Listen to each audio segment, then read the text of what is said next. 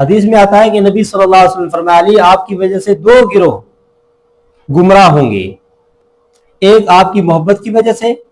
وہ آپ کو مقام اور مرتبے کے لحاظ سے آپ کو بہت زیادہ بڑھا دے گا، اور ایک وہ اور آپ کا مقام اور مرتبہ گھٹا دے گا۔ حضرت علی رضی اللہ تعالیٰ عنہ کی وجہ سے گمراہ ہونا، حضرت علی رضی اللہ تعالیٰ عنہ کے مقام اور مرتبے کو نہیں ماننا، آپ کو مقام اور مرتبہ ملا ہے اس پر خوش نہیں ہونا، یہ تو مسلمانوں کا شیوا نہیں ہے نا کہ جو حضرت علی کا مقام اور مرتبہ ہے وہ اس پر خوش نہ ہو۔ بالکل مسلمان خوش ہوتے ہیں، جو حضرت علی کا مقام اور مرتبہ ہے اس پر خوش ہوتے ہیں۔ حضرت علی رضی اللہ تعالیٰ عنہ سے خوش وہ نہیں ہوتے جو حضرت علی رضی اللہ تعالیٰ عنہ کے حوالے سے عداوت رکھتے ہیں، بغض رکھتے ہیں، آپ کے بارے میں دل میں کینہ رکھتے ہیں، وہی لوگ ہیں جو حضرت علی رضی اللہ تعالیٰ عنہ کی وجہ سے۔ اچھا، ایک وہ لوگ ہیں جو حضرت علی رضی اللہ تعالیٰ عنہ کی محبت کی وجہ سے گمراہ ہوں گے، یعنی جو حضرت علی کا مقام اور مرتبہ ہے اس کو بہت ہی زیادہ بڑھا دیں گے۔ کیا آج آپ لوگوں کو یہ نظر نہیں آ رہا ہے؟ ہمارا عقیدہ ہے کہ علی نبیوں سے افضل ہے، کہ ہم مولا علی کو انبیاء سے افضل مانتے ہیں۔ ہمارے نبی کے بعد اگر کائنات میں کوئی صاحب فضیلت ہے تو علی۔ کہ حضرت علی رضی اللہ تعالیٰ عنہ کو انبیاء علیہ السلام سے بھی بڑھا دیا، جبکہ حضرت انبیاء علیہ السلام کا مقام اور مرتبہ بہت ہی زیادہ ہے۔ جو یہ کہتے ہیں کہ حضرت علی رضی اللہ تعالیٰ عنہ نبی علیہ السلام کو چھوڑ کر باقی تمام انبیاء سے افضل ہے، کیا حضرت علی رضی اللہ تعالیٰ عنہ انبیاء سے افضل ہیں؟ تو یہ گمراہی نہیں ہے کہ آپ نے حضرت علی رضی اللہ تعالیٰ عنہ کو انبیاء سے افضل کر دیا، اور اللہ تعالیٰ نے جن کے بارے میں قرآن مجید میں یہ فرمایا وَكُلًّا فَضَّلْنَا عَلَى الْعَالَمِينَ،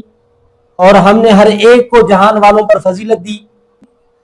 غیر نبی کو نبی پر فضیلت دینا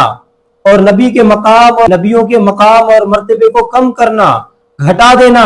اور غیر نبی کو ان سے افضل کرنا، یہ کفر ہے، اس میں کوئی گنجائش نہیں ہے۔ یہی لوگ ہیں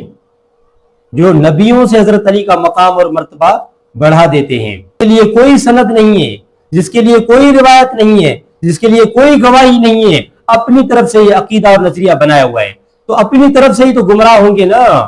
اپنے عقیدے اور نظریے کی وجہ سے تو گمراہ ہوں گے۔ اب نبیوں سے افضل ماننا حضرت علی رضی اللہ تعالیٰ عنہ کو، کوئی بندہ گمراہ ہو جاتا ہے، مرتد ہو جاتا ہے، کافر ہو جاتا ہے، تو یہاں پر سنگ نہیں لگ کے آتے اس کو کہ سر میں 2-3 سنگ لگ کے آ جائیں، وہ پتہ چل جائے کہ وہ بندہ جو ہے نا بھی کافر ہو گیا ہے۔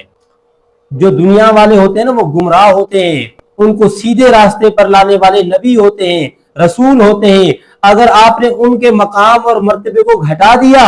اور علی کے مقام اور مرتبے کو بڑھا دیا تو اس سے بڑھ کر کوئی گمراہ نہیں ہے، اس سے بڑھ کر کوئی بندہ کافر نہیں ہے، کیونکہ رسولوں کے مقام اور مرتبے کو اس نے گھٹا دیا۔ ہمارے نبی صلی اللہ علیہ وسلم جب دنیا میں آئے تو کیا عالم تھا؟ دنیا میں کفر تھا، گمراہی تھی، ظلم تھا۔ رسولوں کا مقصد یہ ہوتا ہے دنیا میں آنے کا کہ اندھیرے کو ختم کر کے روشنیاں پھیلائیں۔ دنیا میں رسول اور نبی کے آنے کا مقصد یہ ہوتا ہے کہ دنیا میں اندھیرا ہوتا ہے، کفر ہوتا ہے، ظلمت ہوتی ہے، اور اس کو ختم کرنے والے نبی اور رسول ہوتے ہیں جو اللہ کا دین اور شریعت لوگوں تک پہنچاتے ہیں، ان کی صحیح رہنمائی کرتے ہیں۔ ان سے بڑھ کر کون ہو سکتا ہے؟ جس کو اللہ منتخب کرے، جس کو رب العالمین منتخب کرے کہ میں نے ان کو جہان والوں کے اوپر فضیلت دی ہے، اور آج کا یہ منکر اٹھ کر یہ کہتا ہے کہ علی کو تمام انبیاء سے فضیلت ہے سوائے نبی علیہ السلام۔